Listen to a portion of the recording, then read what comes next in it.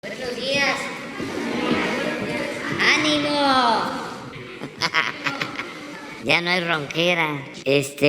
Pues vamos como los miércoles a escuchar a Elizabeth, quien nos trae la información sobre quién es quién en las mentiras. Con su permiso, señor presidente, hoy es 31 de agosto del 2022 y esta es la sección ¿Quiénes quieren las mentiras de la semana?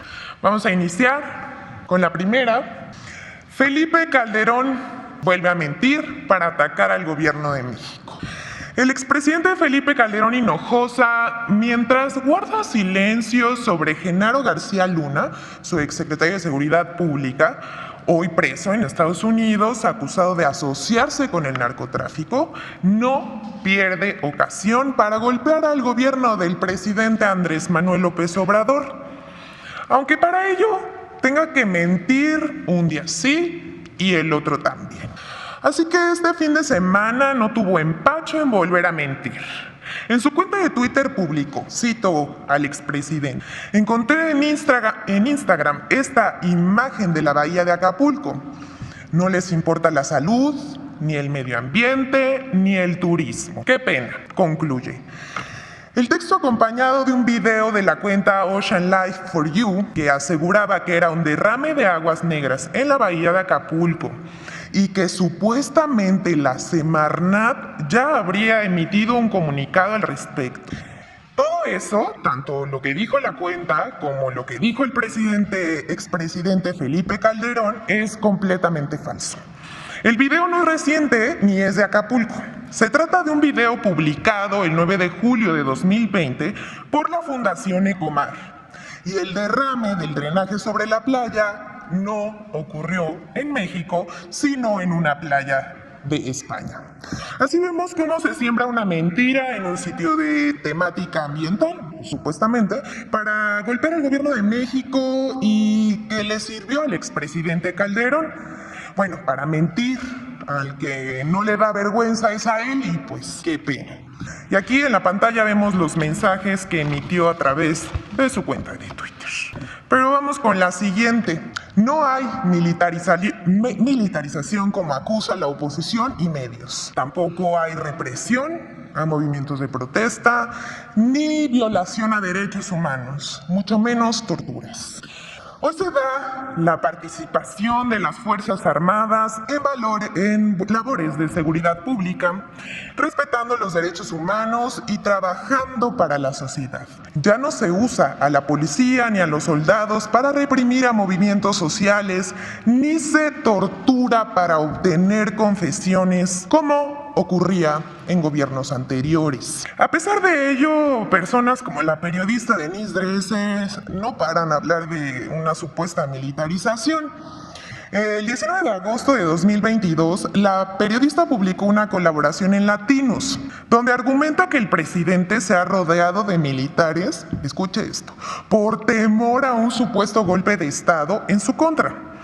No aporta la periodista ninguna prueba, pero eso no importa. Dresser ironiza que la 4T se ha convertido en la cuarta militarización. Quizás de la misma manera, con mentiras y suposiciones, Denise Dresser informaba a la Embajada de Estados Unidos cómo revelaron los cables de Wikileaks. Y entonces, vamos con la siguiente. Bueno, antes de eso queremos aclarar que la señora Dresser, con este señalamiento, también ha sido seguida por muchos comentaristas, medios de comunicación y ONGs, y pues esto contrasta con la opinión de la mayoría de mexicanos. Veamos, según la más reciente encuesta del Universal, el 80% de los entrevistados están de acuerdo con la participación del ejército en las labores de la seguridad pública, lo que coincide con la buena imagen de las Fuerzas Armadas que tienen los datos de la encuesta del INEGI sobre la confianza en las Fuerzas Armadas y en la Guardia Nacional. Vamos a ver primero la gráfica del Universal que le preguntó a los ciudadanos: ¿Está a favor o en contra de una mayor participación de los militares en la lucha contra el crimen organizado? Las respuestas fueron muy a favor o algo a favor, y el 80% de los ciudadanos encuestados respondieron que están a favor. Y la encuesta del INEGI, aquí la vemos también en pantalla, dice que en junio de 2022, la Marina tuvo un 86.6% de confianza respecto a nivel de percepción sobre la confianza que la sociedad manifiesta respecto a estas autoridades. El Ejército, 83.3%, la Guardia Nacional, 74.5%, la Policía Estatal, 50.3%, y la Policía Preventiva Municipal, 45.5%. Es decir, 86.6% de la población de 18 años y más manifestó confianza en la Marina durante junio de 2022, mientras que 83.3% manifestó confianza en el Ejército. Bueno, y pues aquí están los datos. Vamos con la siguiente, por favor. Bueno, hay periodistas que inventan noticias con la intención política de promover una imagen autoritaria del gobierno del presidente López Obrador. El periodista Raimundo Riva Palacio publicó el 30 de agosto de 2022 un artículo titulado "Quieren censurar a los medios", en el que afirma que el gobierno prepara censura contra medios de comunicación y periodistas, que se les quiera callar, y puso como ejemplo la reciente discusión de la Suprema Corte de Justicia de la Nación sobre los derechos de las audiencias. El señor Riva Palacio afirma que, cito, "La censura de prensa viene de regreso. 20 años de lucha frontal de muchos y 2 décadas de consolidación de esas libertades están bajo el ataque coordinado por el presidente Andrés Manuel López Obrador. La crítica no es tolerable, pero tampoco la discrepancia o el disenso". Esta es una mentira burda, que está siendo usada, por supuesto, por otros comentaristas, como el abogado de Televisa, Javier Tejado Donde, quien el mismo día publica un artículo en El Universal titulado "Tratando de acallar las voces críticas en radio y televisión", donde argumenta exactamente lo mismo que Riva Palacio. Es decir, ainado, sincronizado, en contra del gobierno. Ambos aprovechan el debate generado por la decisión de la Suprema Corte de Justicia de la Nación sobre los derechos de las audiencias y la reforma a la ley de telecomunicaciones de Peña Nieto en 2014 y aprobada por el PRI, PAN y PRD y otros, y la anulación de la Corte de una reforma de 2017 apoyada por el PRD y legisladores del PAN. Es decir, en todo este tema, el gobierno actual no tiene nada que ver. Pero eso a ellos no les importa. El chiste es aprovechar cualquier coyuntura para mentir en contra de la administración de López Obrador. Todo lo manejan al respecto de que el gobierno quiere someter a medios o censurar periodistas. Y esas son puras mentiras.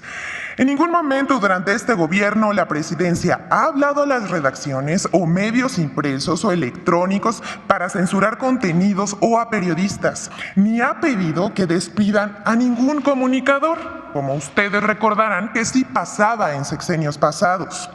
Lo bueno es, de todo esto, que la gente ya no les cree a sus campañas de desinformación, como la lanzada hace unos días de que se está incendiando el país. Y cuando los ciudadanos cuestionan en las redes a medios y comunicadores, estos alegan censura porque no están acostumbrados al escrutinio público. En realidad no quieren ver que se acabó el monopolio de la verdad que tenían algunos medios de comunicación, que hay un rechazo social al uso de la mentira para atacar a este gobierno y a cualquier otro actor político, social o económico. Y bueno, hasta aquí la sección de hoy, pero vamos a pasar un video que nos preparó Infodemia, sobre el tema de educación. Es cuanto, señor presidente. Desde el pasado 16 de agosto, cuando la titular de la Secretaría de Educación Pública, Delfina Gómez, presentó el nuevo Plan de Estudios para Educación Preescolar, Primaria y Secundaria, en redes sociales y medios de comunicación surgió una campaña de desinformación e infodemia en contra del nuevo Plan de Estudios. Comentaristas, políticos y organizaciones sin fines de lucro usaron sus espacios en medios de comunicación para calificar al nuevo Plan de Estudios como un sistema ideologizado, totalitarista, comunista, un esfuerzo que busca perpetuar súbditos leales y que va en contra de una educación científica laica. Estos discursos de desinformación se repitieron en redes sociales, donde usuarios lo calificaron como un bodrio marxista, adoctrinamiento pro 4T y un esfuerzo por coartar la libertad de los estudiantes. Los ataques infodémicos incluso aseguraron que en el nuevo plan de estudios se impondría a los jóvenes estudiar y aprender los logros y acciones de la administración del presidente Andrés Manuel López Obrador, lo cual es falso. Esta desinformación tiene origen en el borrador de un documento de trabajo utilizado en las asambleas magisteriales para la creación del plan de estudios, pero que no fue incluido en el plan de la SEP. La lectura del nuevo plan permite entender que el objetivo no es crear súbditos leales. Por el contrario, pretende formar ciudadanos con principios de igualdad sustantiva, solidaridad, reparación del daño, libertad, interculturalidad, justicia ecológica y social, igualdad de género, sexual, inclusión y diálogo de saberes. Además, en su perfil de egreso de las y los estudiantes de educación básica, se establece como uno de sus 7 rasgos de aprendizaje el desarrollo de una forma de pensar propia. Por otro lado, es incorrecto que el nuevo plan excluya el estudio de la ciencia. Está incluido entre sus campos formativos y tiene como objeto la comprensión y explicación de los fenómenos y procesos naturales, tales como cuerpo humano, seres vivos, materia, energía, salud, medio ambiente y tecnología, desde la perspectiva de diversos saberes y en su relación con lo social. En el nivel secundaria, las disciplinas científicas incluidas en el plan de estudios son matemáticas, biología, física y química. Hace unos días presentamos el plan de educación básica, que no es de una ocurrencia como en algunos medios he escuchado o he leído. Ese es un producto de un trabajo que ha sido gracias no solamente a los maestros frente a grupos, sino también a expertos, autoridades educativas, secretarios de los gobiernos estatales, a nuestros niños que también han participado. Infodemia. La educación se salva de estas campañas de desinformación. Con su permiso. Vamos a la fila 3. Fila 3.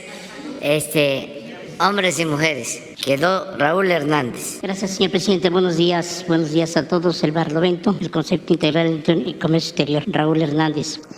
Señor presidente, desde 16 de mayo le comenté respecto al transporte del balasto para el Tren Maya, un proyecto que me parece impresionante, muy avanzado. Sin embargo, hacía yo señalamientos de que tiene irregularidades ese producto, porque tiene que estar regido, cuidado, supervisado por Fonatur a través de los contratos y las especificaciones de cada contrato.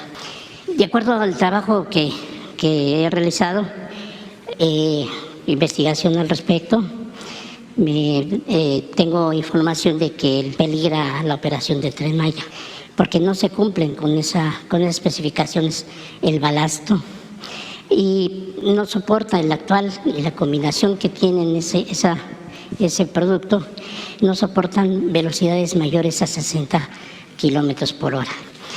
El mineral llevado a la construcción del Tren Maya, señalado como balasto hasta el momento, como le digo, no soporta los 60 kilómetros por hora, pues no cuenta con las características del material extraído de bancos registrados por la Secretaría de Economía, y tampoco cumplen con lo estipulado por Fonatur en los contratos otorgados a las empresas constructoras. y por consiguiente podía provocar descarrilamientos y pérdidas humanas por la mala calidad del material, tal y como lo señala una tesis de la Universidad Veracruzana que se llama Tesis de Posgrado de la Facultad de Ingeniería de la Construcción y el Hábitat. De acuerdo a ese documento, en el primer trimestre del 2020 hubo 308 accidentes en diversas líneas de ferrocarril, de los cuales 126 fueron siniestros ferroviarios con 106 descarrilamientos. En esa tesis, los datos proporcionados por la Agencia Reguladora del Transporte Ferroviario, ARTF, demuestran que 41.51% de los descarrilamientos ocurrieron en vías principales, 53.77% en vías auxiliares y el resto, que corresponde al 4.72%, sucedieron en vías secundarias. Hay que agregar, por otro lado, la falta de datos de los títulos de concesión de las minas otorgadas por la Dirección General de Minas y de la Coordinación General de Minería de la Secretaría de Economía, de los 3 bancos ubicados en Monsoboa, Actopan, en el estado de Veracruz, de donde se presume el origen de la piedra llevada diariamente al puerto de Veracruz para su transportación a los diferentes puertos de la península de Yucatán. Además, esas cargas de supuesto balasto son movidas a un alto precio de transporte y con un manipuleo de volúmenes poco eficientes y no verificados por las autoridades para calificar la calidad de la piedra acorde a las especificaciones señaladas de Fonatur. El Barlovento ha publicado los informes de registro de las entradas de los camiones, que hay muchas variedades, no cumplen tampoco con los requerimientos del transporte de carga en carreteras, y hay camiones que llegan con 60 toneladas y el mismo camión días después llega con 45 o con 65. No hay una regulación. Tampoco hay una supervisión por parte ni de le llaman ahora del API, le llaman ACIPUNA, y bueno, es un poco largo porque tampoco hay una supervisión en la carga. No hay cuánto tenemos de carga llegada al puerto, después cuánto está para cargarse al lanchón y después cuánto recibe la lancha. El lanchón. Esto lo baso, este tipo de afirmaciones, lo baso entre otras cosas en la fase A de producción de balasto que ofrece Fonatur en los contratos.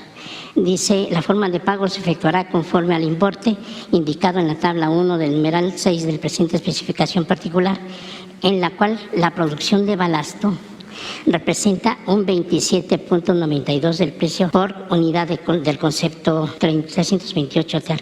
Para considerar el pago de esta fase, el contratista deberá demostrar de manera física y documental la producción y almacenamiento del balasto no compactable en el banco autorizado por metro cúbico, así como el cumplimiento de las pruebas de ensayo físico y químico que marca la presente EP.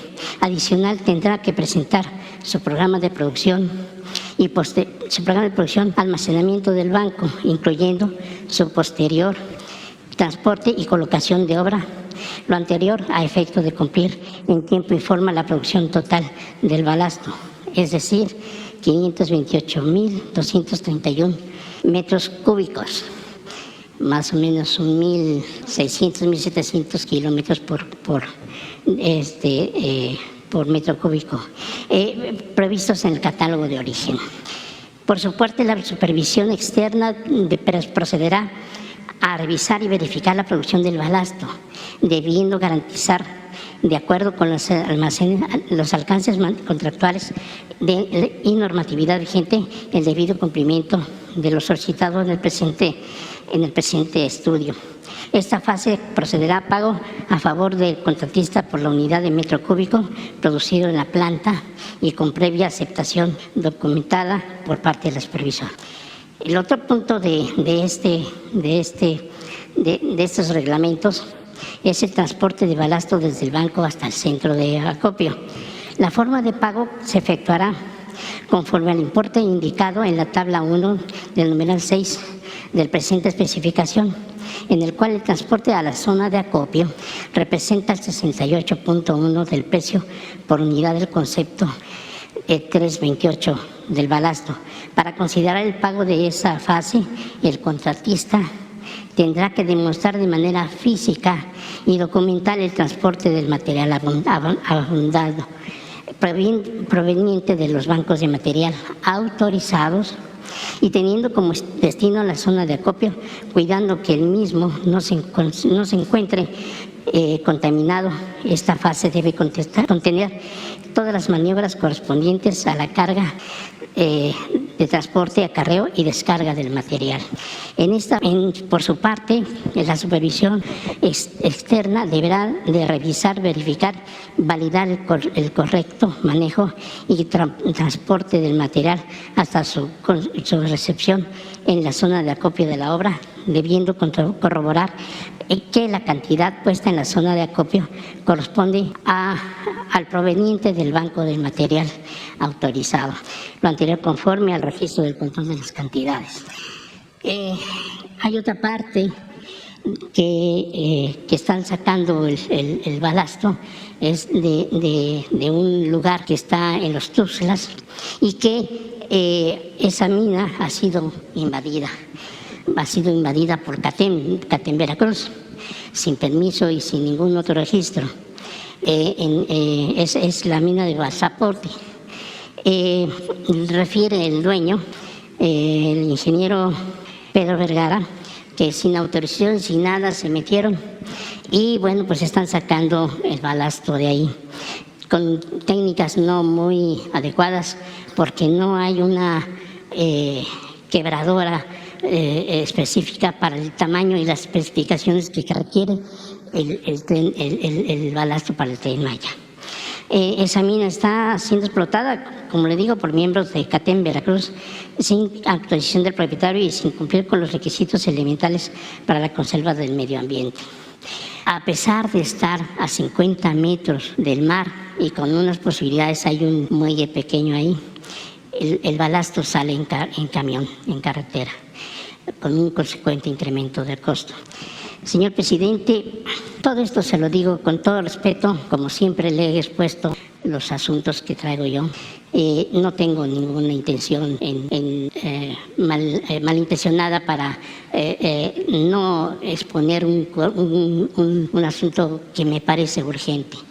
Yo le agradecería, respetuosamente le digo, que pues revise personalmente este material.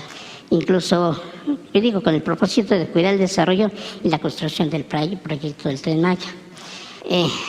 Me cuesta trabajo pensar que pudiese haber un accidente en el Tren Maya y posteriormente, como ha sucedido con otros mandatarios como Lula da Silva, a usted lo puedan acusar de algo. Me parece que esto está a tiempo. De hecho, yo sugiero que sería imperante escuchar al ingeniero Pedro Vergara, que no ha querido denunciar, está esperando que poder acercarse a las autoridades para poder rescatar su mina y cumplir con las especificaciones que tiene el Tren Maya. Me parece también que todo esto, el transporte del balasto, en el caso de Veracruz, lo he corroborado, le repito, tengo los registros del ingreso de los camiones que no tienen lo más elemental que está pidiendo ese suministro de ese transporte. De hecho, ha habido peticiones, las hemos escuchado aquí, de que quieren tener la salida libre del puerto, sin considerar que el puerto de Veracruz es un recinto fiscalizado, en donde hay importaciones y exportaciones, y cualquier cosa que salga de ahí, las personas mismas deben de estar revisadas. Como sucede aquí en la entrada del Palacio Nacional, tenemos que salir o tenemos que entrar y tenemos que ser revisados. Finalmente, señor presidente, como se lo dije y lo he repetido varias veces, respecto al asunto de los trabajadores portuarios de Veracruz que fueron despojados de sus pertenencias y su trabajo y sus edificios y cuentas bancarias, no es un solo asunto laboral. Lo he repetido y lo vuelvo a decir, es un asunto más grave. Dentro de la cadena de suministro, señor presidente, ustedes lo saben bien, el transporte marítimo de las mercancías de importación y exportación mexicanas solamente van por barcos extranjeros, no tenemos barcos mexicanos. Y antes de la pandemia yo tengo registrado que se pagaban 36,000 millones de dólares para el transporte de ese comercio exterior. Aparte viene la segunda, que es la prestación de los servicios portuarios a la carga y a los buques. En el caso de Veracruz, señor presidente, para hacer un ejemplo, está Huntington Port y Cabe, que mueve 80% de los contenedores que pasan por Veracruz. Esa empresa, por cierto, no ha querido pagar el completo de esta prestación que tienen los trabajadores anualmente, que es el reparto de utilidades. Se lo redujeron a 70%, no quieren pagar el 10% que les corresponde de acuerdo a lo establecido. ¿Y qué dice ICABE? La gente de ICABE dice que por culpa de tu presidente no te vamos a pagar esto por el cambio que hizo a la ley del trabajo y en contra del outsourcing. Los trabajadores están desesperados, ya han hecho varias manifestaciones y prometen que habrá una huelga, parar el puerto de Veracruz y cabe 80% de contenedores, será dañino para este asunto. Dentro de esa misma cadena de suministro, señor presidente, está también después, parte del trabajo de la prestación de servicio a la carga de los buques en los puertos, también el transporte a las empresas, por este caso, por ejemplo, a las empresas de la industria automotriz. Siguiendo el mismo asunto de Veracruz, lo que entra por Veracruz son las partes automotrices que va, por ejemplo, a la Volkswagen. El presupuesto anual de Volkswagen para la producción anual, yo tengo un registro de que pagan el 2% del presupuesto anual a los trabajadores. O sea, el resto, ¿a dónde se va? Y no quiero agregar más que cuando alguien compra un automóvil, si lo compra a crédito, pues se va uno con los bancos, que ningún banco es mexicano, y todo ese dinero en línea, de esa línea de producción, de esa de cadena de suministro, se va al extranjero. Por lo tanto, insisto, el asunto de los trabajadores portuarios no es un asunto simple, sencillo, es un asunto de interés nacional. Y los trabajadores portuarios a los cuales yo le he pasado la lista a Jesús, que gentilmente los recibieron en el Museo Naval, pero que no fueron debidamente escuchados, están pidiendo que los escuchen. La persona que está ahí es un señor que se dice ser representante legal de varios sindicatos. Está acusado de varias cosas. Tengo los números de las acusaciones y de todas las fechorías que ha hecho, y les ha prometido que les van a pagar a los trabajadores 30, 40 millones de pesos, y esa gente pobre, con muchas necesidades, pues va y lo sigue. Incluso hasta les pide dinero, 1,000, 2,000 pesos mensuales a gente que no tiene. No hacen otra cosa, no saben. ¿Por qué debo decir con todo respeto que esos trabajadores son cargadores y no están debidamente asesorados?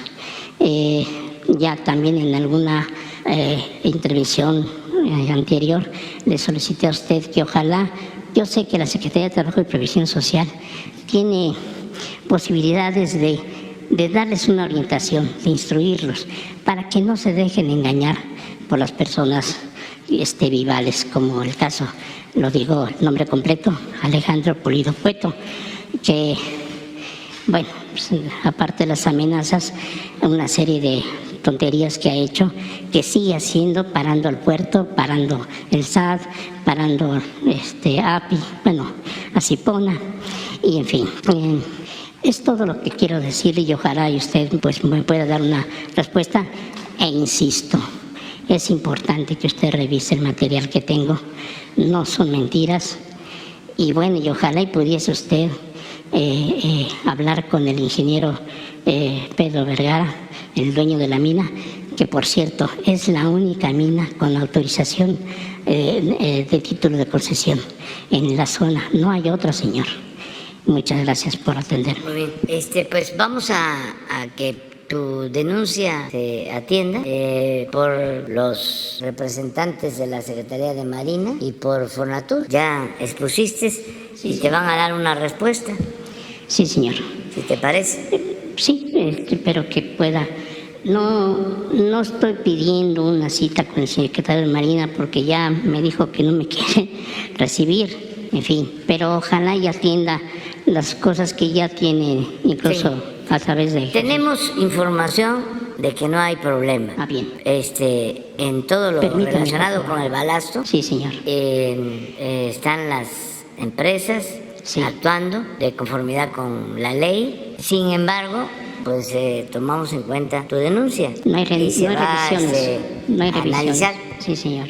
Tengo más documentos, pero ya no quiero ahondar más, me tardea. Muchas gracias, señor presidente.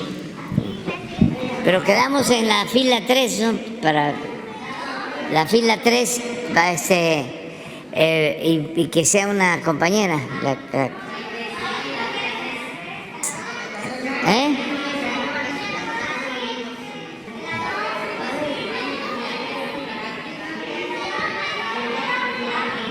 A ver, tú, a ver, vamos a un criterio, ¿no? Los que no hayan solicitado la palabra en una semana. Tú, en una semana. Tú y tú. Ahí está, 4. 5. Una semana. Ya, vale. Buenos días, presidente. Y atrás, después. Buenos días también, Elizabeth, y buenos días a todos y a todas. Nancy Flores, de la revista Contralínea. Presidente, insistir sobre este tema que está ahora vigente, que tiene que ver con estas acciones del Instituto Nacional Electoral y también del Tribunal Electoral del Poder Judicial de la Federación, donde se pretende censurar a más de 200 personas. Son el primer bloque que está ahora pues señalado por el INE sobre todo. En este caso, presidente, pues se trata de derechos humanos, se trata también de una violación a la Constitución Política de los Estados Unidos Mexicanos, porque en el artículo 6º y en el artículo 7º de la Constitución de la Carta Magna está establecida la libertad de expresión y también el derecho humano a la información. En ese sentido, pues lo que intentan hacer tanto el INE como el Tribunal Electoral, pues es violar abiertamente la Constitución al indicar que en algunos casos los ciudadanos, algunos de ellos son políticos, otros son periodistas, otros simplemente son activistas y otros son de estos llamados influencers, están pues cometiendo algún, bajo el criterio del propio INE, pues alguna violencia de género, le llaman violencia política de género. Sin embargo, el INE pues omite investigar la verdadera violencia política de género, que es el hecho de que ningún líder de partido político político le puede pedir a algún militante que mande fotografías, ¿no? Y menos que mande fotografías desnudas las personas, ¿no? Esa es la verdadera violencia política y no lo que se está señalando. Es muy grave para nuestro país que quede este precedente, sobre todo porque es una violación a derechos humanos lo que están haciendo. Y además olvida el Instituto Nacional Electoral que las personas públicas, sobre todo servidores públicos y políticos, tienen que tener pues esta tolerancia no solo hacia la crítica, sino también hacia la opinión de los ciudadanos. Entonces está tratando de manipular las cosas para dejar este precedente y violentar los derechos humanos de estos 200 ciudadanos y con ello dejar un precedente. Y además llama la atención que solo sea hacia ciudadanos que están apoyando la transformación o que de alguna manera no tienen este mismo discurso que tratan de imponer los medios de comunicación, ¿no? Que es el discurso del antiguo régimen, el régimen de corrupción, el régimen que además les permitía a estos mismos funcionarios tener muchas prebendas. Ya sabemos que en el Instituto Nacional Electoral no se han querido bajar los sueldos, hay más de 122 funcionarios que ganan más que usted en este instituto.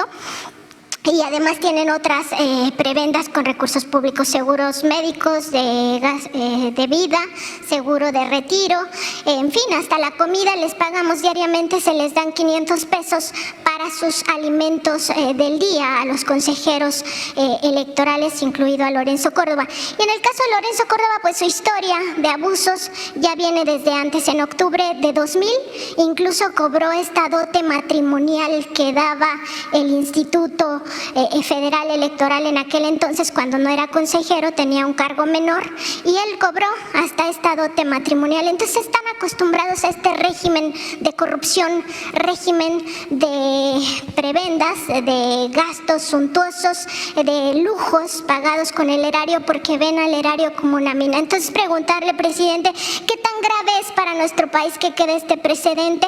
Y sobre todo si también la Suprema Corte de Justicia de la Nación no tendría ya que estar diciendo pues que no se pueden vulnerar los derechos humanos y sobre todo estas garantías que están establecidas en nuestra Carta Magna, que es la Constitución Política. Pues miren, lo que sucede, lo hemos hablado aquí, es que estamos en un proceso de cambio, de transición, y esto, como ha sido siempre en la historia, lleva a la confrontación de ideas, a la confrontación política. Hay quienes se oponen a las transformaciones, a los cambios. Por eso se les llama conservadores, porque quieren conservar lo que existía. Y se les conoce también como reaccionarios, porque son los que reaccionan ante cualquier cambio, cualquier modificación al régimen, que por lo general es un régimen autoritario, de injusticias, de privilegios, de corrupción. Eso es lo que estamos viviendo actualmente. Es una transformación pacífica, pero igual de profunda que la independencia, que la reforma, que la revolución. Entonces, esto es lo que lleva pues a estos comportamientos, al que quieran con las amenazas, con el autoritarismo, con el doble discurso, porque es muy hipócrita, ¿no? Dicen, como lo vemos con Riva Palacio, va a haber una campaña de censura, nunca se había visto, ¿no? Tanta represión a los medios, cosas por el estilo. Cuando lo cierto es que se goza de libertad y los que vulneran ese derecho, quienes violan derecho a la manifestación, a la expresión de las ideas en libertad, pues son los que pertenecían al antiguo régimen. Esto que está sucediendo, a lo que hace referencia del Instituto Electoral o del Tribunal Electoral, ¿cuándo se había visto? De que alguien que exprese una opinión en las redes es notificado, es sancionado, aun cuando no haya un juicio de por medio y cuando no tengan facultad para hacerlo, aunque estén violando la Constitución. Nunca se había visto eso. Pero es lo que tú planteas. O sea, ¿quiénes son esas personas? Bueno, pues son los que vienen del antiguo régimen. Vean los periódicos, vean la radio, escuchan la radio, vean la televisión. es otro México, no es el que se está viviendo ahora. ¿Dónde están los cuestionamientos de los famosos, de los medios, los que antes pontificaban, que eran los que formaban opinión? Pues ya no existe eso. Entonces de ahí viene toda esta inconformidad, los análisis sobre la realidad que se hacen en Televisa. ¿Quiénes van ahí? ¿Quiénes son los que participan? Pues los intelectuales orgánicos del régimen anterior. ¿A qué van? A atacarnos. Todos. Y hasta se pone de moda el que si hay 8 analistas, a ver, vamos a buscar a uno, ¿no? Que hable bien, para equilibrar. Han llegado a plantearme, ¿no? ¿Y a quién recomiendan? No, yo no recomiendo a nadie. Para equilibrar, porque lo que queremos es ser objetivo. Puro cuento. Ando buscando al tonto que se los crea. Pero es parte de una transformación. Y no es nada más el dinero. Es que ellos se sentían los dueños de México. Entonces les molesta mucho que ahora el protagonista principal sea el pueblo de México. Porque no tienen convicciones democráticas, son en realidad partidarios de la oligarquía, del gobierno de las minorías, del gobierno de los ricos, para decirlo con claridad, de acuerdo a la definición aristotélica. La democracia es el gobierno del pueblo, siempre lo hemos dicho, se compone la palabra de 2 partes, demos, pueblo, kratos es poder, es el poder del pueblo, gobierno del pueblo. Y estos hablaban de democracia pues solo como retórica, era pura demagogia, porque lo que había realmente era una oligarquía, mandaban los de arriba, los potentados, que lo acaparaban todo, y para tener poder, incluso para competir entre ellos y poder saquear más que otros, quedarse con una mayor parte del botín, pues fueron creando una estructura, un andamiaje de medios de información. El negocio no está en ser dueño de un medio de comunicación, el negocio está en que con el medio de comunicación se tiene poder para obtener prebendas en el gobierno. Entonces eso se terminó, porque yo no les estoy pidiendo a ningún dueño de ningún medio de información, oye, ayúdame. No le voy a decir a los directivos de Televisa, Castañeda, Aguilar Camín, que mencionaste ahora, salinista, que no, ¿dónde? Que es, no, el otro, que fue de comunicación con Salinas, Riva Palacio. Tienen un programa, yo iba antes a ese programa y eran todos en contra, 3er grado, todos en contra, y sigue con lo mismo, nada más que afortunadamente ya no los ven o no les creen, porque pues al pueblo le pueden engañar una vez, 2 veces, pero no pueden engañar todo el tiempo, y se les ha pasado la mano, ¿no? Se han dedicado a engañar, a vilipendiar a la gente, pensando de que la gente no se da cuenta. Eso es lo que está sucediendo. Entonces, lo del INE, pues ya sabemos, era para que los periodistas defensores de la libertad de prensa estuviesen manifestándose en contra de estas atrocidades. Pero nadie dice nada, porque todavía tiene mucho control. De todas maneras, yo sostengo que esto es bueno, porque si no, seguirían manipulando con más efectividad, simulando, manejándose con la ambigüedad. Son independientes, son objetivos, pertenecen a la sociedad civil, no tienen partido, son voces libres. Así era antes. ¿De dónde sale el INE? ¿Dónde se da a conocer como el gran analista de los asuntos electorales? Con Carmen Aristegui. Y se suponía que era un opinador objetivo, especialista, experto.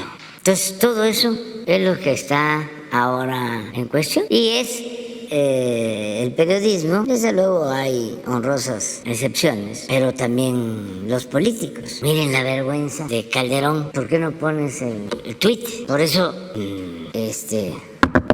toco madera, yo termino en 2 años y me jubilo. ¿Qué voy a estar yo utilizando el Face o dando declaraciones o participando? Nada.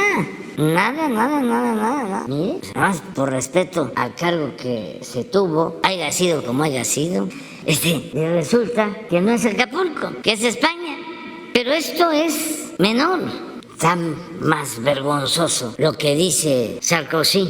A ver, pon lo que dice Sarkozy de Calderón. Y si lo estoy tratando ahora es porque ojalá y entre en razón, porque eso es lo que caracteriza a los conservadores, la doble moral, el doble lenguaje, la hipocresía. Se les olvida. El otro día no sé quién me dijo de que decía Fox que yo era un viejito, que ya estaba chocheando. Pues sí, ya soy mayor, ya estoy chocheando, como dice Fox. Entonces, ¿él qué? Está jovencito, ¿qué? Pero no debe de ya de exponerse más. Una gente que despertó tantas ilusiones, que habló de cambio. Imagínense la decepción. Sí, pero donde dice que mandaba a ver, pon. Le président Calderón ne pouvait pas décider sans son ministre de l'Intérieur. Mira, Y con el ministre de regrésale, l'Intérieur páralo ahí. vous savez Imagínense que sur ce dossier, un expresidente, la vergüenza para los mexicanos. le président El Calderón presidente ne Calderón pouvait no podía tomar decisiones. Síguele. pas décider sans son ministre de l'Intérieur. Sin que regresan su ministro del Interior. ¿Quién? De seguridad. García Luna, expresidente de Francia, sí. Entonces, pues no es nada más los medios, es una crisis de los políticos del antiguo régimen. Y así, muchas otras cosas. Entonces, no está mal que todo esto se esté ventilando para que se conozca esta historia de la aprehensión de la señora Florence y el montaje. No se conocía, la mayoría del pueblo no sabía que era un montaje. Estos temas se ocultaban, como se siguen ocultando muchas cosas que tienen que ver con el antiguo régimen. Han escuchado ustedes, que conste que no me gustan las estridencias, pero cuando se trata de un personaje del antiguo régimen, los medios convencionales guardan silencio, no abordan el tema. Bueno, así como este asunto, debería ser un escándalo el que estén queriendo desde el INE castigar a periodistas o a quienes opinan en las redes sociales. Bueno, ni Face hizo eso. O el Twitter lo han hecho. Bueno, lo hicieron con Trump. Pero nadie dice nada. Esto ayuda mucho porque se ocultaban las cosas. Y no quiero hacerle aquí la publicidad al documental, pero ojalá y la gente lo viera. Vean ese documental sobre este asunto. ¿Cómo se llama el documental? Florence Cassés. Búsquenlo. El caso Cassés Vallarta. Se puede ver, pero ahí hay que pagar, ¿no? ¿Y cuánto hay que pagar ahí? ¿Ah? No. A lo mejor Netflix aquí lo pone gratuito. Porque sí es interesante que se conozca. No se puede transformar una realidad que no se conoce, y sobre todo debemos de luchar por la no repetición. Puede ser que los partidos políticos paguen a Netflix para que se difunda, es parte de la concientización a los ciudadanos. Es que entre más información hay, sobre todo de ese tipo, mejor, porque antes se cometían esas atrocidades y nadie se enteraba, porque no se informaba.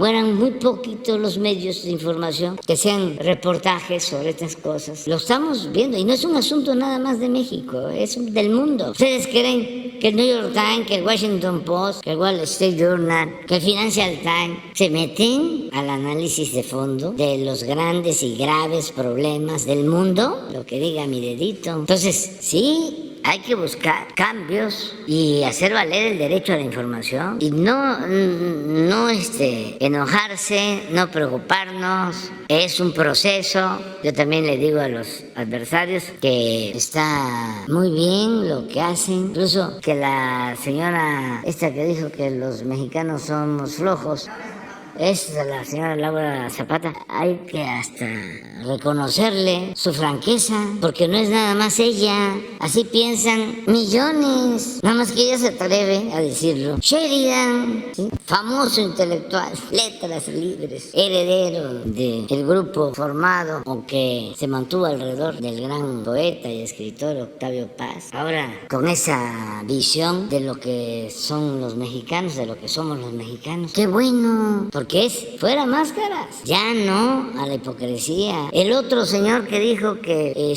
iba a quemar en leña verde, el periodista, escritor famosísimo, leído por millones, Martín Moreno, y así muchos que antes pensaban eso y opinaban eso, pero nada más en sus círculos, ¿no? Como mucha gente. Pero ahora, como estamos viviendo un proceso de transformación, nada más porque también se están cambiando cosas, les molesta hasta cómo hablo y les molesta sobre todo el cuestionamiento a su conservadurismo, el que podamos saber de que son racistas, de que son clasistas, de que son simuladores, que se hacían pasar como gente independiente, progresista, buena onda, y que ahora pues no hay medias tintas, porque así son los procesos de transformación. O sea, ¿cómo somos realmente? ¿Qué somos? Y tener libertad, escuchar a todos, todas las opiniones y definir libremente lo que queremos ser sin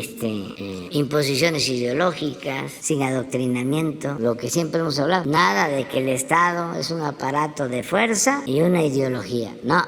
El Estado es el que organiza la sociedad, que debe de expresarse con libertad, sin autoritarismo y el derecho a la información. Nada más eso. Es más importante la información que la orientación y que la concientización. Informar, para que cada quien decida. Pero no teníamos garantizado ese derecho. No se garantizaba el derecho a la información. Entonces, pues eso es lo que pienso. También no hay ningún fundamento que les pueden hacer. Solo, pues la ofensa, ¿no? Y la molestia por estar siendo, señalado, porque sí se afecta la libertad, ¿no? De las personas. Presidente. Sí, pero tampoco pasa a mayores, porque depende también del Estado. Si no hay represión, si se garantiza la libertad de expresión, porque nosotros somos garantes de eso. Para los que votaron por Calderón, imagínense, si se es humanista, voy a ir más lejos, si se es cristiano, ¿cómo se va a aceptar la tortura? Digo, es muy interesante lo que está pasando. Presidente. Y estamos hablando de tortura con Calderón, estamos hablando de tortura con Peña Nieto, porque lo de Ayotzinapa fue tortura. Entonces, si logramos entre todos de que no haya tortura en México, es decir, en México no hay tortura. Eso es algo histórico, importantísimo. El que entre todos nos comprometamos a no permitir la tortura a nadie, bajo ninguna circunstancia. No eso que dijo Loret de Mola, de que estaba la gente tan molesta con los secuestros que veía bien que les dieran sus zapes. Así dijo, o algo así, sus coscorrones. No, bajo ninguna circunstancia. Presidente, sobre justo la no repetición de estos crímenes en el caso del crimen de Estado de Ayotzinapa, en este informe que presentó la Comisión de la Verdad y que es tan importante y con tantas revelaciones, destacar el caso de 6 jueces, un tribunal de distrito y una magistrada que se mencionan con nombre y apellido, que han contribuido o que han sido parte de la maquinación de la impunidad. En este caso, bueno, el peor de los casos es el de Samuel Ventura Ramos. Este juez liberó a 77 presuntos responsables de esta desaparición forzada de los 43 estudiantes normalistas rurales de Ayotzinapa y los soltó precisamente por considerar que se había faltado al debido proceso. Esto que ya usted ha expuesto aquí en la conferencia matutina. Ello justo por el tema de la tortura.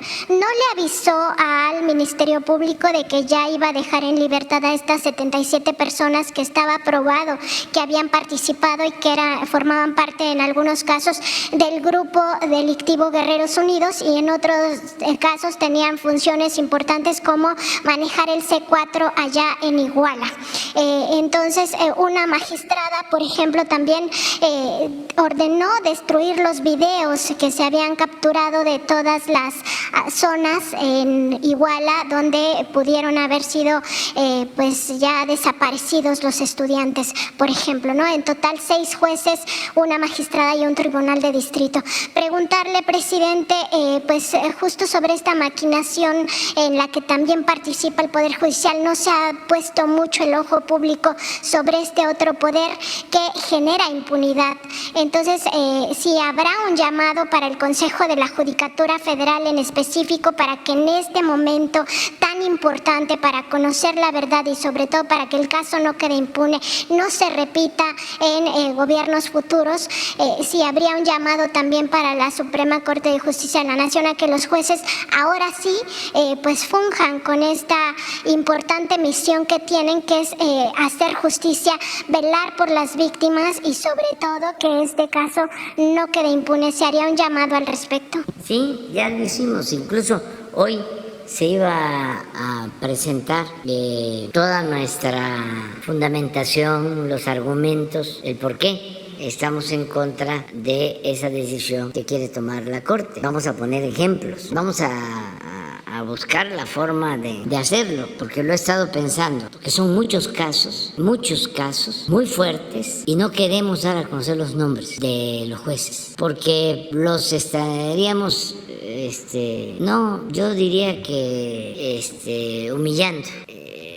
Es fuerte. A lo mejor vamos a presentar los casos, vamos a cuidar los nombres y le vamos a enviar todo al Poder Judicial, a la Suprema Corte y al Consejo de la Judicatura, que no han hecho nada, o muy poco, pues, porque deberían de estar ahí sancionando jueces. Es que hay casos, que acaba de ocurrir. Imagínense, una persona que está considerado como el principal generador de violencia en Colima.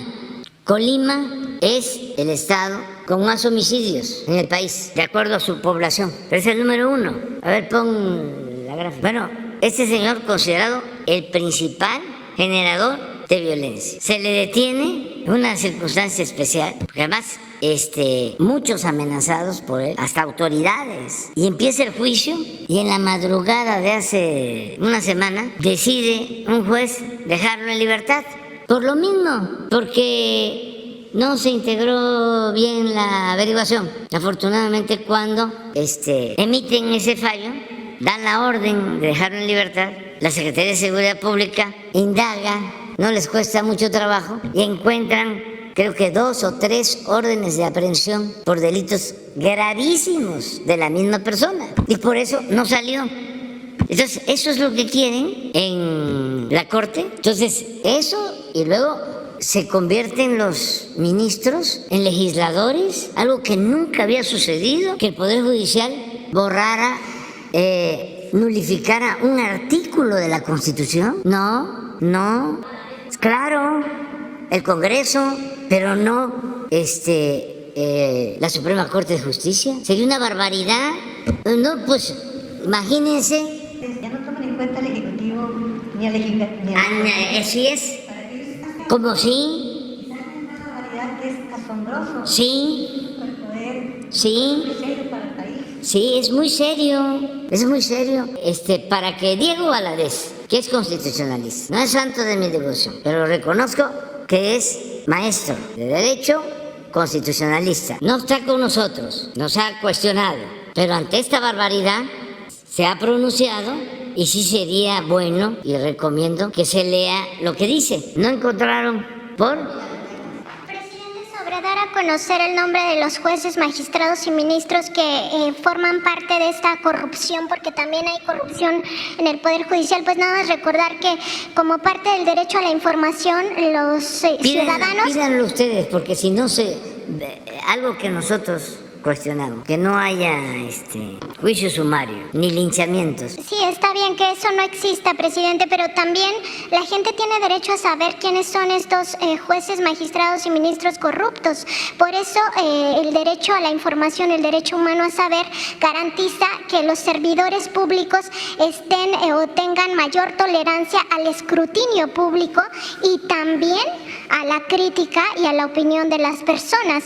Entonces, falta que haya escrutinio sobre el Poder Judicial. Fíjense que con todo lo respetuoso que somos de los otros poderes y aún actuando con humildad, porque tenemos la convicción de que el poder es humildad, es muy fuerte el que el presidente de México señale a estos jueces aquí. Entonces, vamos a entregar el expediente completo de todos los casos, porque hay casos de políticos, hay casos de jefes de la delincuencia organizada, hay de todo tipo de casos, de personajes a los que se les han devuelto millones de pesos por decisiones de jueces. Entonces, si queremos que todo esto lo tengan, creo que el día 5 van a tomar la decisión en la Suprema Corte, que tengan los expedientes. Estamos hablando de delitos graves, se está hablando de corrupción, se está hablando de secuestros, de feminicidios, desde luego, homicidios, de lavado de dinero, de delincuencia organizada. ¿Cómo dejarle a los jueces todo ese poder violando lo que establece la Constitución? A ver, por 100,000 habitantes, Colima. Y a ver, ¿por qué no ponemos nada más de ese caso? El de el señor, sí, nada más ese caso. Lo detienen en la madrugada. Ah, sí,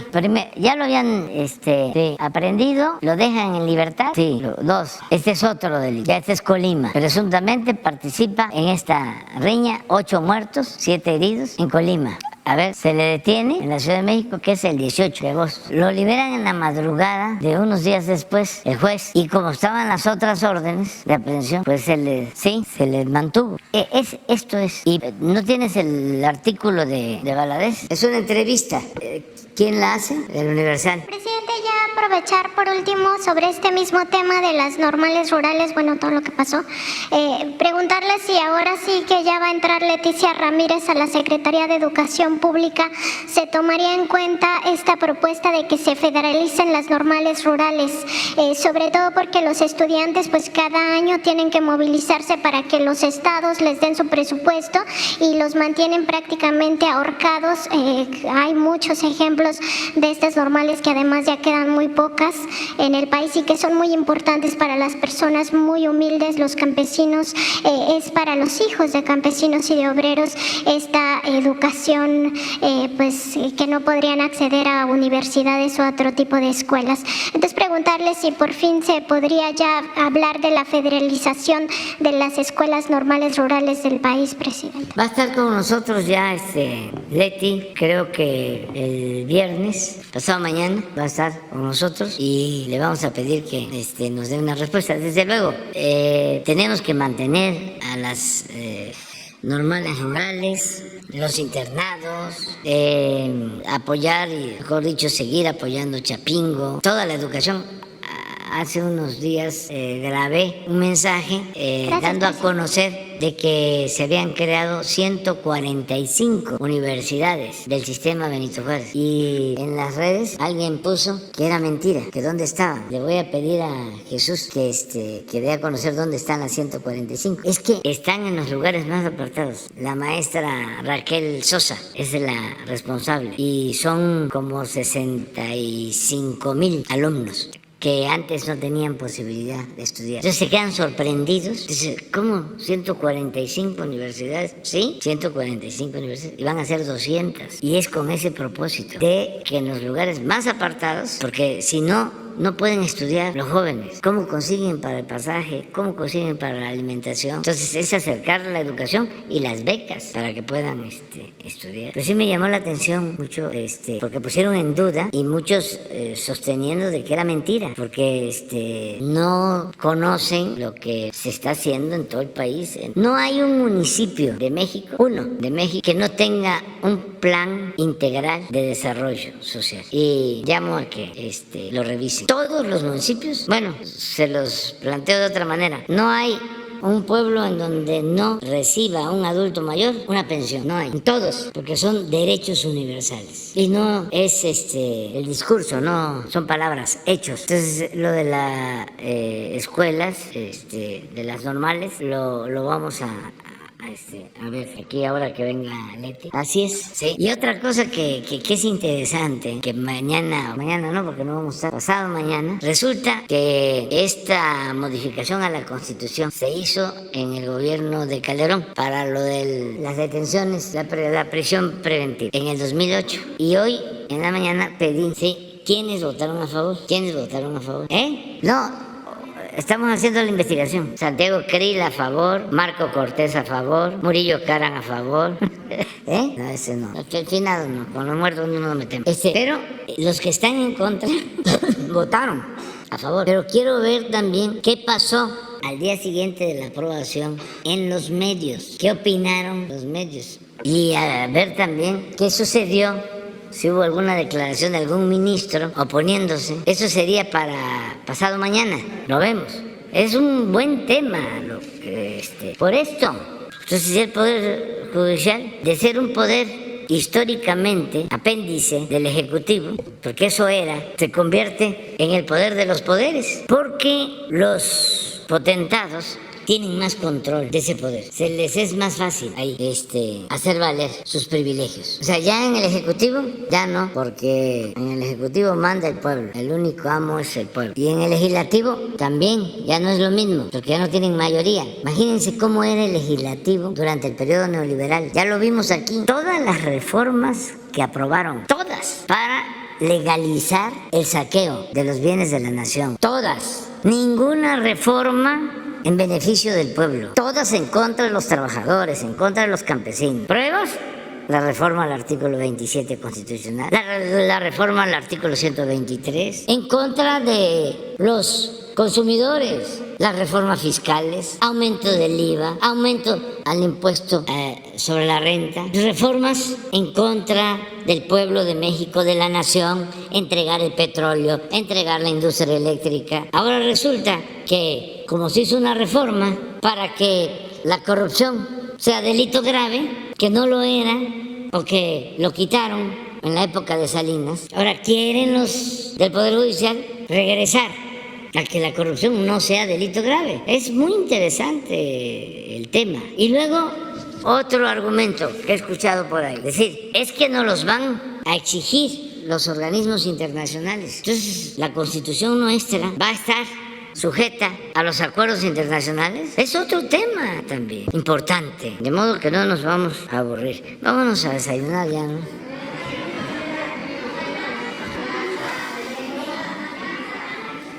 Gracias. Buenos días, presidente. Shaila Rosagel, corresponsal del Grupo Gili, El Imparcial de Sonora, La Crónica de Mexicali y Frontera de Tijuana. Presidente, sobre el anuncio que dio ayer el gobernador Alfonso Durazo de que pues se le nombró responsable de coordinar el proyecto de Litio México en Sonora, preguntarle si tiene detalles de cómo va a ser el funcionamiento de esta empresa, de la dirección, de las metas, y también preguntarle si va a haber algún esquema para inversionistas privados.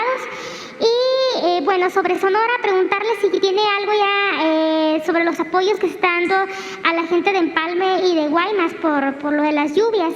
Había comentado usted que sí iba a hacer un censo, si ya hay algún avance que nos pudiera comentar. Bueno, nos reunimos con el gobernador de Sonora y estamos elaborando un plan para que Sonora se convierta en un estado de generación de energías renovables, limpias, y también de producción de baterías con litio para impulsar en Sonora la industria automotriz. Aprovechar lo que ya se tiene, ya se inició la planta de generación con energía solar.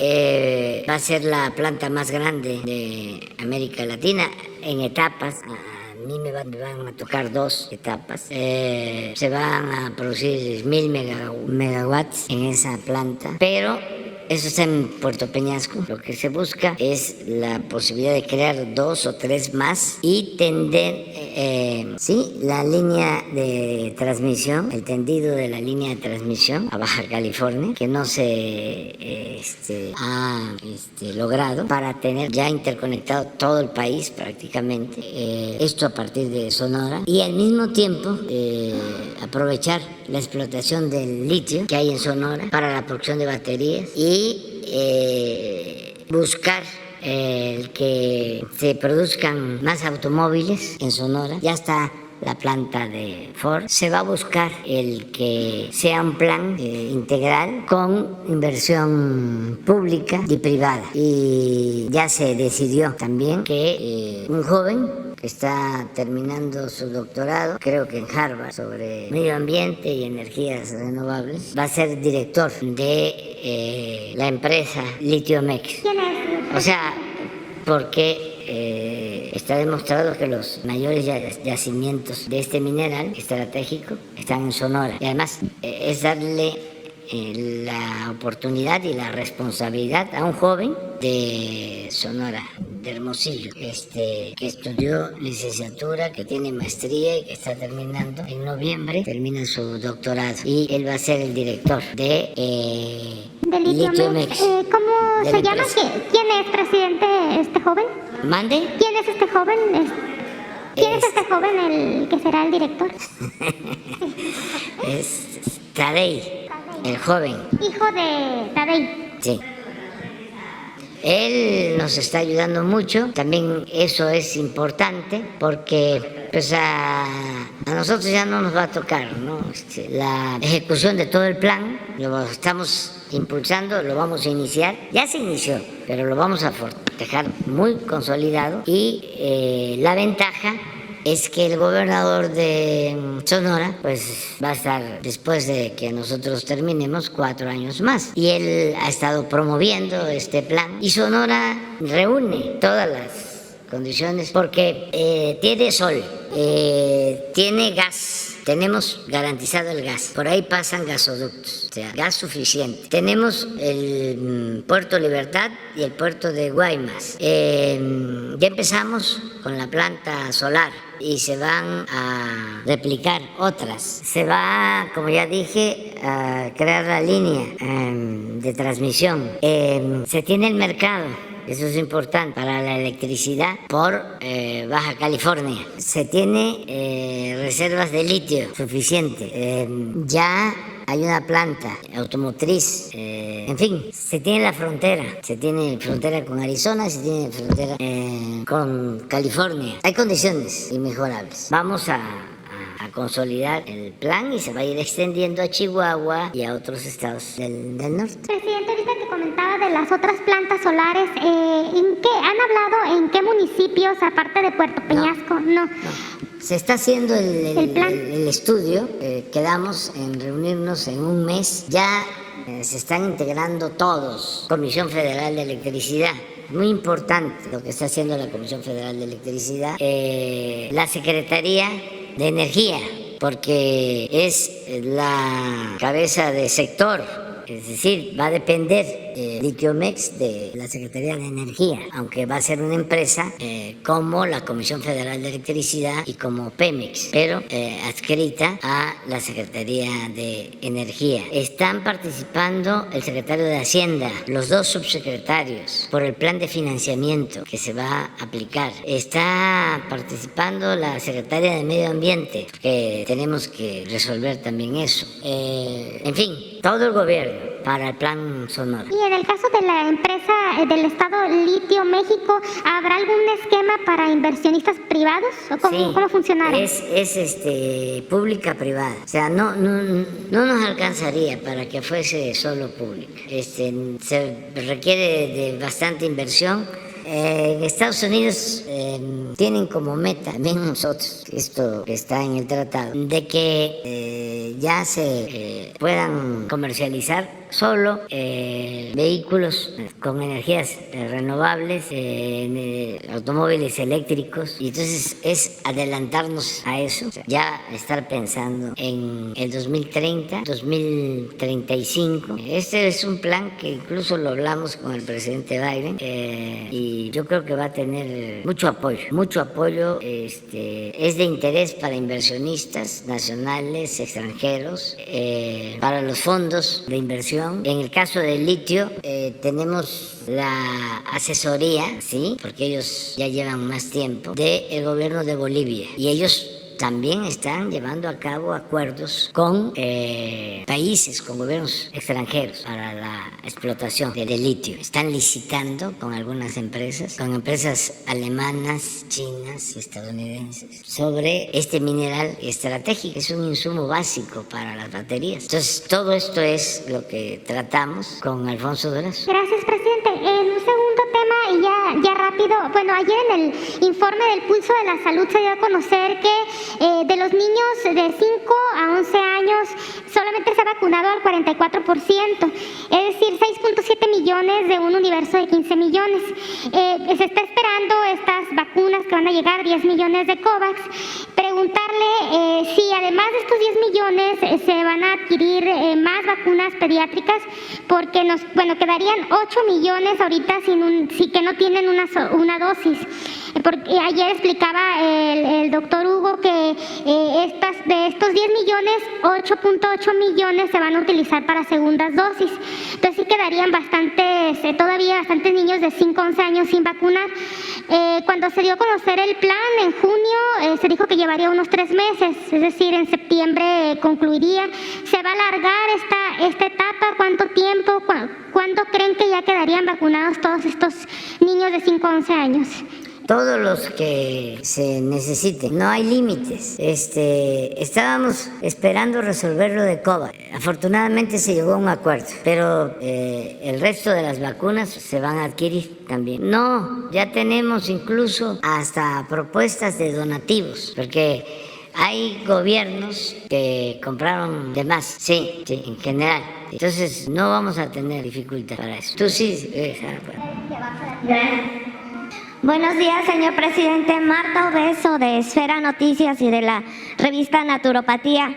Gracias, más de 2 meses de no poderle preguntar, aprovechando la oportunidad.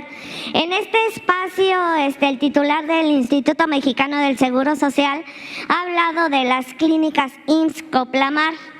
Recordarle que estas fueron creadas en 1978 en atención a la recomendación que hiciera la Organización Mundial de la Salud, con la finalidad de integrar y rescatar el conocimiento de la medicina medicinal tradicional y ancestral mexicana. Y precisamente en estas clínicas se debería de contemplar la contratación de una partera y un médico tradicional, señor presidente. Preguntarle ¿cuántas clínicas Coplamar conservan este esfuerzo iniciado en 1978? ¿Y qué importancia le merece al gobierno de la Cuarta Transformación esta recomendación de la Organización Mundial de la Salud, sobre todo en medio de este ambicioso programa de reconstrucción del IMSS Bienestar, señor presidente? Sí, hay todo un programa que tiene que ver con la medicina tradicional, la participación de parteras en el programa que se inició en efecto como 1980, lleva más de 40 años ese programa. Empezó como IMSS Coplamar y tiene una organización comunitaria en todo lo que es el primer nivel de atención médica. Participan médicos tradicionales, parteras, se practica la medicina tradicional en la organización en general.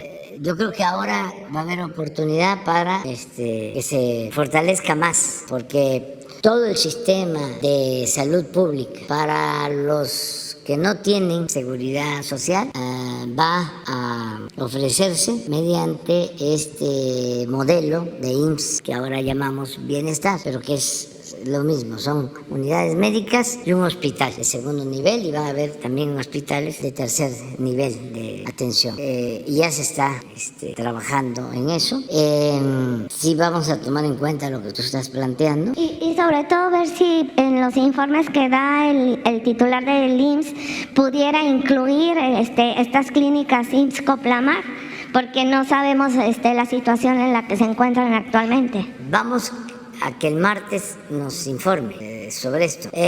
Cuando llegamos eran alrededor de 3.000 unidades médicas rurales y 80 hospitales. Los recorrí todos, los 80. Esto fue antes de la pandemia, porque ya teníamos pensado utilizar ese modelo para fortalecer la salud pública, para garantizar el derecho a la salud. Se nos vino la pandemia y nos tuvimos que dedicar a atender la urgencia, pero ahora que ya afortunadamente ya estamos saliendo de la pandemia, ya estamos levantando, ¿sí?, con ese modelo del IMSS Coplamar de hace más de 40 años, que funcionó bien y que siguió funcionando, porque fue lo único que quedó federalizado. Cometieron el error gravísimo de descentralizar los sistemas de salud, y la Secretaría de Salud se quedó como un cascarón, nada más con funciones normativas, y se llegó a acuerdos con los estados para transferirles los fondos y que los estados se hicieran cargo de la atención médica a los que no tienen seguridad social, a la población abierta. ¿Qué sucedió? No en todos los casos, pero por lo general se enviaron los recursos, ¿sí?, y no se aplicaban bien. Por ejemplo, había mucha corrupción y esos recursos se utilizaban para construir hospitales, pero porque a la empresa que le daban el contrato la querían beneficiar, y al mismo tiempo recibían sobornos por esos hospitales. Muchos no los terminaron, los dejaban en el abandono. Lo otro es que el presupuesto se utilizaba para otras cosas, y desde luego lo vemos en Guerrero, lo que vimos ayer.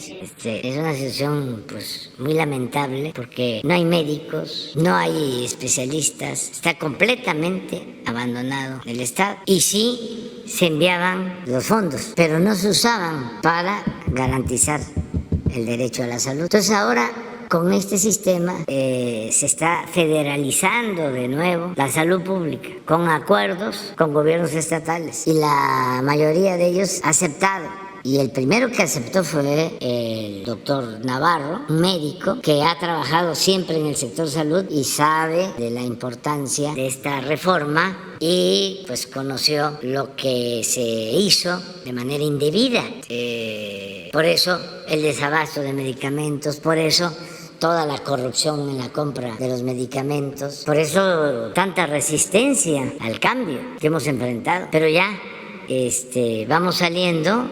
Ya hay 3 estados prácticamente terminados, casi al 100. Esto es con rehabilitación de unidades médicas o centros de salud, con rehabilitación y equipamiento de hospitales. Lo más importante, con médicos, 24 horas, los 7 días, lo que nos ha costado más trabajo, los especialistas. Esto ya en el caso de Nayarit, en Tlaxcala y en Colima, y un 95% de abasto de medicamentos ya está. Ahora, en esos hospitales, primero en las unidades médicas, que debe de fomentarse la medicina tradicional, apoyarse la medicina tradicional. Y en estos hospitales hay algo también muy importante, la atención a los jóvenes.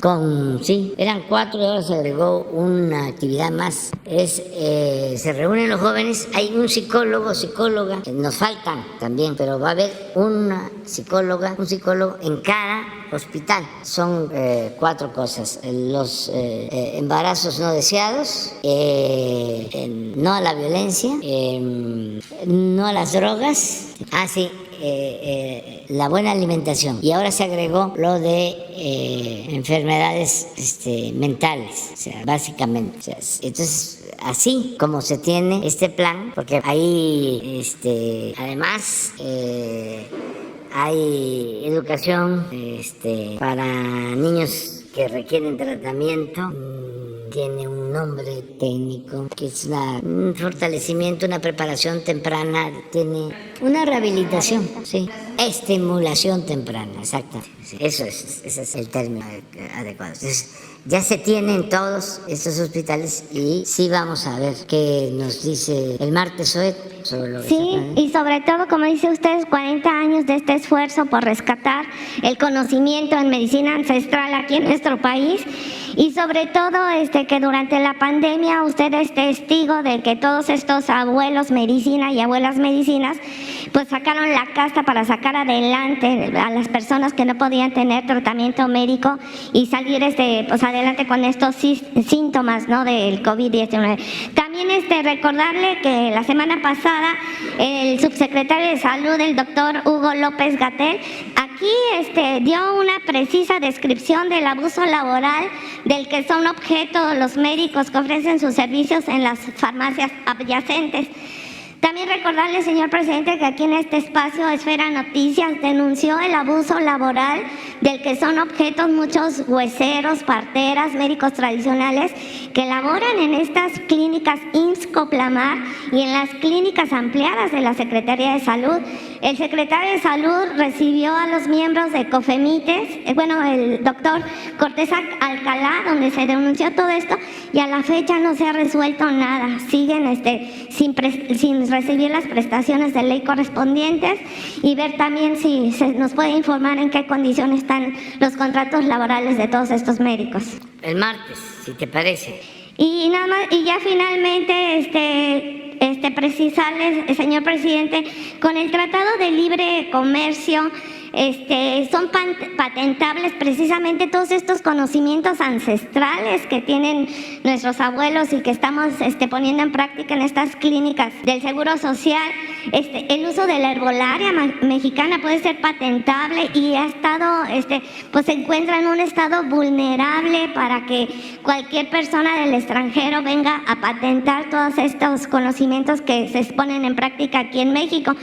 Yo ya le había preguntado a usted que cuál era la estrategia de su gobierno para proteger todo este conocimiento ante la normativa del Tratado de Libre Comercio, y también quisiera yo preguntarle si sería una opción declarar patrimonio intangible de la humanidad quizás todo este conocimiento, y podríamos empezar con los temazcales. ¿Qué opina usted? Pues yo estoy de acuerdo con conservar y cuidar, proteger todo lo que es nuestro patrimonio, en este caso científico, cultural, artístico. Vamos a invitar a la directora del CONACYT que venga el martes, porque estoy seguro que tienen ya trabajo de investigación sobre esto y que nos digan qué están haciendo. Sí, y cómo se va a lograr hacer patrimonio intangible de la humanidad todo este conocimiento que México le ha regalado al mundo. Sí. Es cuanto, señor presidente. Sí, gracias. Sí. Yo quiero también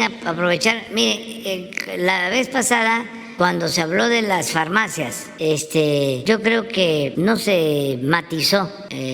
No se trata de clausurar los consultorios de las farmacias. De lo que se trata es de mejorar el sistema de salud pública. Las farmacias estas existen y pueden inducir a que se compren los medicamentos donde están los consultorios, las farmacias donde están los consultorios, pero porque también hace falta atención médica. Entonces no es cancelar nada. Es como cuando nos piden autorización para abrir una escuela, pues debemos dar todas las autorizaciones. Si nos pidieran autorización para abrir un antro, pues no es que nos neguemos, pero bueno, ahí sí se ve, ¿no?, de qué se trata.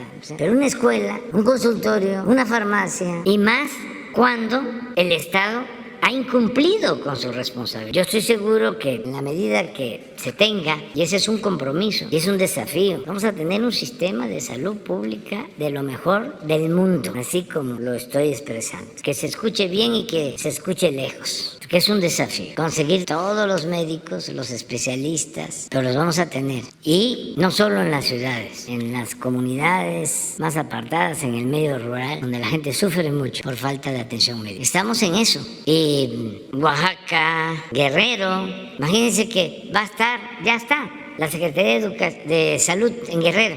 y que no tengamos ahí un buen sistema de salud. Sería una contradicción, una paradoja, una gran injusticia, y realmente sí preocupa mucho el abandono. Guerrero es de los estados más abandonados en materia de salud, y coincide de que es uno de los estados con algo que duele mucho, con los mayores niveles de desnutrición. Ahora, por eso en Guerrero son gratuitos los fertilizantes y afortunadamente hay más producción de básicos, se busca garantizar el autoconsumo, todo un plan para mejorar la alimentación. Es como el caso de Chiapas en comunicación, es el estado con menos comunicación, acceso a internet y a la telefonía celular. Ahí compite con Oaxaca, pero es Chiapas el que está más rezagado. Entonces todo el esfuerzo lo estamos orientando allá en este sentido. Ahora sí, nos vemos mañana. Digo, no, mañana no.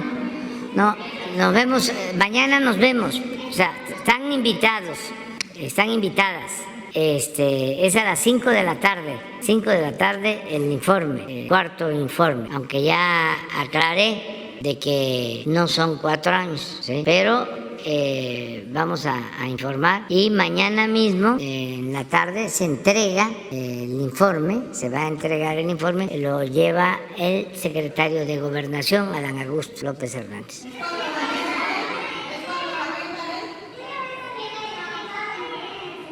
Es el joven Tadei, el que está estudiando. Jorge es el papá, el hijo. Bueno, al rato les comentamos.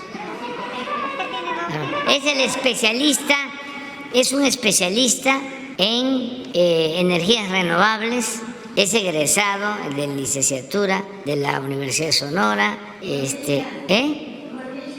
en Michigan, sí. Es joven, es su experiencia, que se llama Pedro Daniel.